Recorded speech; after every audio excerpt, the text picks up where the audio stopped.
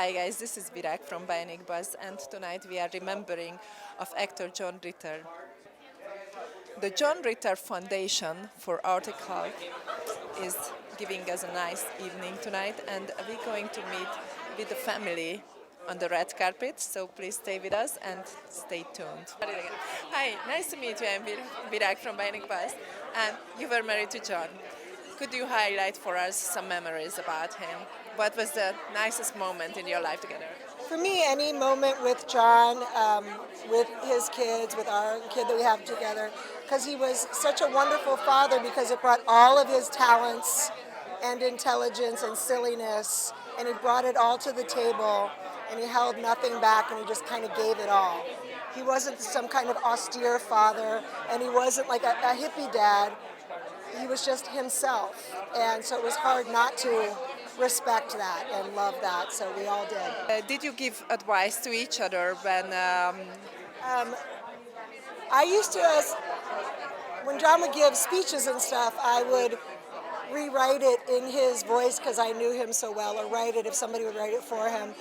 But I was good at helping him learn his lines, and every little bit of advice he ever gave me for an audition, I would go in and get the job, because he knew not just the business so well, but he knew how writers like to hear their words said. So he didn't like go off the script, but he would make the writers' words elevate, and they loved him for that, and I loved him for that. If he still be with us, what do you think? Would he enjoy this new life? What is started to, in the industry change in the last few years? Do you think, how did he fit in this new world? That's interesting. Yeah, because he was talent, especially physical comedy talent, transcends cultures, trends. So many people from other countries used to come up to us and say to John, I learned English from watching Three's Company, because it was so physical. It was so physical, and it backed up what the words were saying, so it was easy for people to understand. So John would have thrived in any version of this business. Hi, it's really nice to meet you, and we are remembering your dad tonight. Can you highlight some of your childhood memory with him? Oh my gosh, so some of my fondest memories are when he would say, pretend you don't know me. He would walk across the room, we could be at Dodger Stadium, and he would just turn into another character and he'd walk into something. His goal seemed to be to keep a smile on our face, but he was a caring and loving and present father as well, and we miss him dearly, but we're happy to know that we can do something positive with his legacy. If he would see you as now, would he be happy with this event? What do you think? This is the heritage, what he really wants to be remembered? I think he would be proud to see that I've got my head screwed on a little tighter than it was when I was 18. I was starting to get a little crazy for my britches there, but I think I've been able to turn myself around and establish a career for myself, and 2 beautiful children and a lovely wife who he never got to meet. So I think he would be proud of me. I feel it in my bones. You are following his road because you are an actor too. Can you just quickly refresh, update us what's going on in your career right now? Yes, there's a show that I shot for Netflix called Painkiller, which will be coming out at the end of this year or beginning of next. There's a lot up in flux right now in Hollywood, but yeah, I'm trying to stay busy. I might be filming overseas relatively soon, so I'm excited for that, and always in studios and working on my craft when there's no work, so doing the best I can. Well, thank you so much. Nice to meet you. Hi, nice to meet you. I am Virak from Bionic Buzz, and please introduce yourself first. Yeah, I'm Martin Spangers. How you remember of him, and how was it to work with him? I mean, he was the absolute best. He was a total mensch, but he was also just like the most fun. He would walk onto set, and like we were a family, and we were there to do work. But he would always bring like a fun energy, and he led with that energy and made it fun to be there. And we were such a tight group, and everyone followed his lead, and we truly were blessed to have had him the time that we had him. What do you think if he would be with us right now? How would he celebrate? How would he just be on events? And also, how would he fit in this world? What is the film industry right now? I think he would continue to put out brilliant work. He was an incredible talent, and we truly lost a legend. And you know, that's what the foundation is here to do, is to protect others from losing their life too soon. Do you remember the day when he passed away and you heard the news? Yeah, I was actually on set when he got sick, and you know, he was misdiagnosed, and we thought he was just the flu, and he ended up going to the hospital, and it got misdiagnosed there, and it was truly like a tragic night, and it was really, really tough. But you know, yeah, he's missed. He's truly missed, and it was a terrible night. Yeah. Please update about your career a little bit. Where are you in your career right now? In my what? In your career. So what is it going on with you and with your life? Oh, yes. Well, I'm producing and kind of making my own stuff now. I produced a short film that actually just got selected for Tribeca, and that's in about a month. So really excited for that. It's called They Grew Up So Fast. I have a little part in it as well. We're really proud of it, and yeah, so we'll be at Tribeca. Future plans for next year? But Future plans for this year or next year? you know, continuing to just write and produce and act in some of that stuff as well. Working on a pilot right now, and just, you know, kind of going through that. And but at the same time, you know, in full support of the Writers Guild and their strike. Obviously, you know, support that, and you know, I don't know what we're going to do over the next, you know, however long, but, you know, we're in it for the long haul. And please share your social media with us in the end. It's just my full name. It's at Martin Spangers, and that's Spangers with a J. Thank you so much. Thank you. All right, so we're rolling. Nice to see you again. And this is for John Ritter. Yes, I actually met him once while he was still doing Three's Company. Can you just highlight what was the most interesting part of that meeting? So how was it? I was meeting John Ritter. I mean, I was so excited. I didn't even think about the two other girls. I was just meeting him, and it wasn't long after that he passed. So, because I was working at the same studio, and the hospital is right across the street, St. Joe's, and that's where. But he was a great guy. He was really nice. Everybody said he was so nice. So what do you think about his art, what he did on screen? I laughed, and I don't laugh. I'm taught not to laugh, but he made me laugh. He made me laugh, and that's hard because people don't make me laugh. So. Yes, and you are also pretty much like a comedian. So that's why they teach you. Don't laugh. You can't say a joke and start laughing. You can't do something funny and then start laughing. You got to be serious. But he made me laugh. Okay, let's update us. What are you doing now? What is the next project you're working on? I just finished 3 movies called Mr. Mayfair with Armand Desante, and I'm finishing Cobra Kai, and that's about it. That's enough. Do you have other connection with the John Ritter Foundation? No. But it's first time to involve.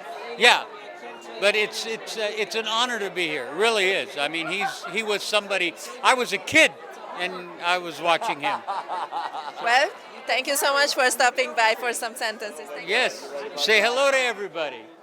Hi, nice to meet you. I am Birak from Bionic Buzz, and you are from iHeartRadio. Yes. What brought you here tonight? How do you know? How you involved in the foundation, or how do you know John? Yeah, I've been watching him. I was watching him since I was a kid. He's a man. He was a man's man. He's America's father. Even though I have a father in the flesh, but I felt like John Ritter was my father as well.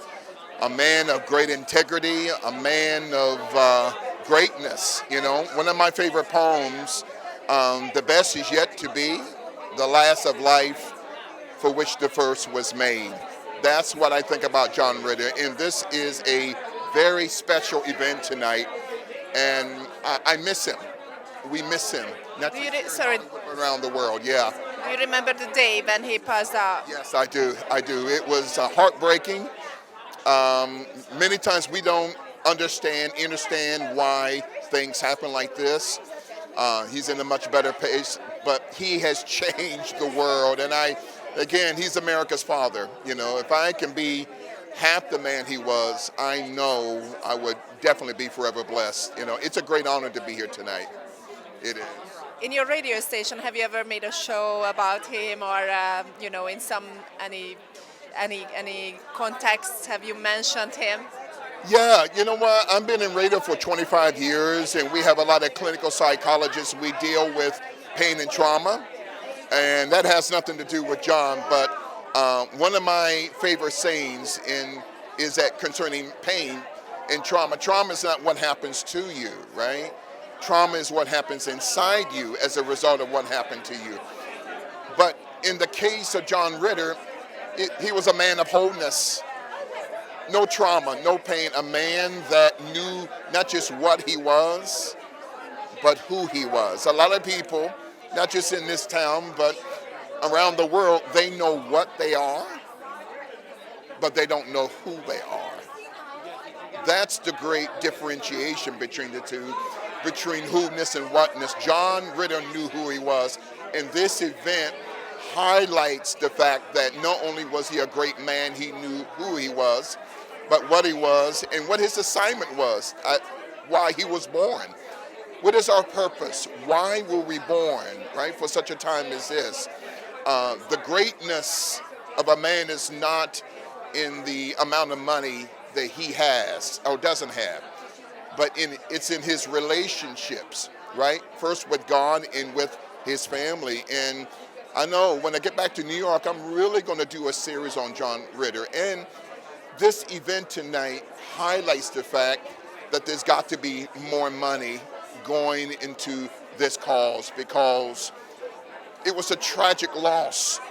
And if John was here today, I believe he would say the same thing, espouse the same thing, that we got to support this cause. We have to find out what really happened to him. I mean, we know the official story, but it's tragic. And there's many John Ritters in America who are probably suffering from the same condition, but the money's going toward this event tonight will help bridge that gap so we won't have to lose individuals in the process. This is powerful tonight, and it's a great honor to be here. Well, thank you so much for stopping by, and hopefully the foundation will make a lot of money and donation tonight. It's a great honor to be here. Thank you so so much. much. Thank you so much. Yes, I am Virak from Bionic Buzz, and Priscilla, you worked with John on the TV series Three's Company, right? How do you remember of that work together? Well, Joyce DeWitt, who was Janet Wood on that TV series, she is one of my dearest friends now. We met on that show. She calls Ted, who's my husband, when she comes to LA, she stays at our house, and she calls my husband our husband. I mean, we're very close friends. So, also, I would say Don Knotts on that show. When he had heard that I had gotten married, he was really, really ill, but he made an effort. He wanted to meet my husband. He wanted to meet who I finally married. And so he took us to dinner at the Four Seasons. Yeah. He only ate fruit because he just, and he passed away like 3 weeks later. But he went to such effort just to see who I had married. So, and then when you say John, when they say, do you miss John? Of course, who couldn't miss John? But I really see him living in all his children, because I'm friends, Ted and I are both friends with his first wife, Nancy, Amy Yasbeck, obviously, his widow, and Tyler and Carly and Jason, and I haven't met all their children, but two, And it's like, or maybe I think only one, but it's like they live on, and he lives on in his children. I mean, he has to be here. I mean, I'm a big believer in that. Like, I lost my mother in 2010. I talk to her every day. I still think she's here. So I think that John must be that, like that with his children, certainly with Amy, Nancy, with his family. His energy is here. I mean, all this wouldn't have happened, if you think about it, if he didn't pass away from that. So she's bringing awareness, and think of all the lives, and who knows how many lives she's saving by making people more knowledgeable about this. My own brother died of this, I think about 3 years ago, and I really didn't know much about it. So it's, people think of hearts, they think of heart attacks, right? That's really kind of it, right? Did you learn about his disease after? I'm sure that you talked a lot about it, that what happened. So what did you? About it until it happened. That's why aortic dissection, right? I mean, so you think, and I'm not really sure if that was really it. I mean, she'll know because we did there's a show on KABC here in Los Angeles called Hollywood's Hidden Treasures. So we did it, and I was in the studio. She phoned in. We clicked. We just kind of took over the show a little bit. And we just like, and when I asked her about her first book, she said, "Oh, that first book. I buy them all back. I buy all those books back. I don't want anybody reading the first book about this whole disease because she's learned so much since then." I mean, that's really fabulous, isn't it?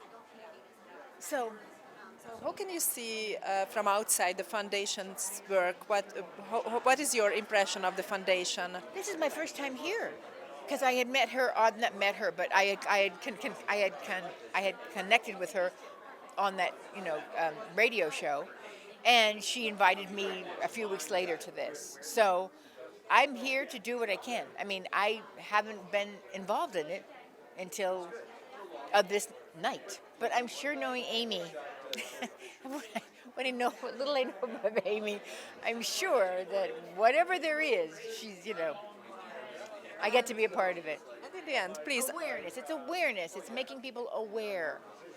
Yeah. That's very true. And they know where to go. So in the end, please update about yourself as a little bit. That where are you now in your career? What are you doing? What is next project? I don't know what my next one is. The last one I did was just the end of last year. It was Tom Sizemore. He's the actor that just passed away It was his last movie. So we had worked together in that movie. And, I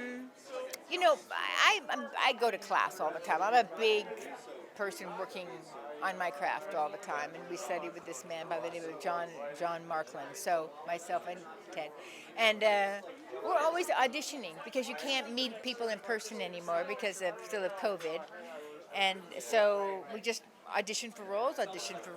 Ted shoots them. Ted's an actor, and he has worked more than I do in the last month and a half. So that's what we're doing. We're just living life. You brought Ted, your husband, tonight, and just please introduce him a little bit more. Oh. You're talking about so much of him. He's a lucky guy. No, but he's right here, Don't be, now she gets shy. Well, no, what's really odd is that we married in 2004. No, she never gets our date right. We married in 2003. I'm sorry, we married in 2003. And we met in 2002. And we heard it was after we were married, we heard of John's death on the plane. Where were we flying to? We were coming, I don't know, I think we were coming back from Ireland, maybe. We were married yet in Ireland. We heard because we were in the plane, and the row behind us said, oh, they were like, they had just read this. John Ritter passed. I mean, that's how we heard about it. Here we were, madly in love, just gotten married, and that's what we had heard. Yeah. So that always stays in my mind. Actually, that's a real connection. I don't know what kind of connection, but it's kind of powerful. He's a very. I've never really. There's been of all the people that you meet, the actors. I've never met anyone that I went, oh, that really reminds me of John. Nobody. He was only himself, except for his son. I mean, he lives on in his son. His son, Tyler, We saw him in a play at the Malibu Theater. His first play, Nancy, his first wife, had invited us, and I just couldn't even. I couldn't tell you what that play was about. I was so mesmerized. It was like John had come back to life. I mean, he has his mannerisms, because his body is like liquid, you know? He just moves and stands, and he was so at ease. It was his first play, and he was so at ease on stage. I think his wife was from South America, and he was a school teacher there. So he just come back to LA to pursue acting. So he's the one that is the most like John Ritter that I've ever met. Excuse me, I'm sorry. Physically, I really don't know personality-wise. I mean, he was, there's only one, so he's still around. Well, thank you so much for all the description and everything. So enjoy the evening. Talk more about me on the next interview. Oh, I'm sorry.